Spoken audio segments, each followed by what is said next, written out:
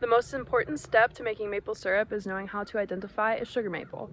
And even if you have little to no experience identifying trees, it's easier than you might think. The first step is finding a tree you think might be a sugar maple. If you have absolutely no clue where to start, try visiting a local park or arboretum that has their trees labeled. The next step, you're going to want to look up. Maple trees are one of the few trees that has an opposite branching structure. The little branches will come off opposite to each other. Most other trees have an alternate branching structure.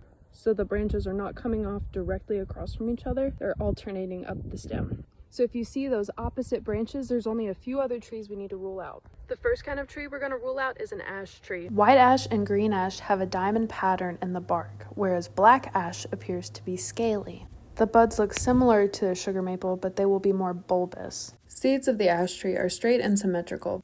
Maple seeds appear wing-like.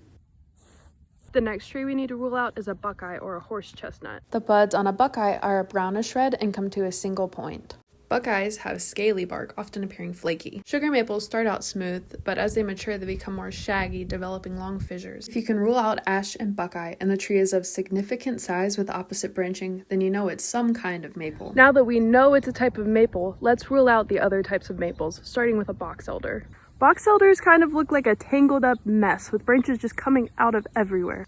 The new growth will be green. The buds will be tan and red. Red maples tend to be smoother than sugar maples, and they have red buds. The leaves typically have 3 lobes and will be bright red in the fall. Silver maples also have red buds, and they have a lot of them. Even at ground level, you can see them covering the branches. Silver maples have the shaggiest bark. The leaves have 5 lobes, often deeply lobed, and the underside will be lighter, sometimes appearing silvery. The sharp, 3-pointed, dark brown buds of the sugar maple are the most obvious standout feature. Young sugar maples have relatively smooth bark, but they get shaggier as they mature. They often appear to have a pinkish hue. The leaves have 3 main lobes at the top and 2 smaller lobes at the bottom. They'll be a bright yellow color in the fall. These are the 4 most common types of maples, but there are many other varieties you might see either as ornamentals or specific to a certain region. Sugar maples are the preferred variety because they have the highest sugar content, so that means less time boiling. But you can use any maple to make maple syrup if you have enough patience.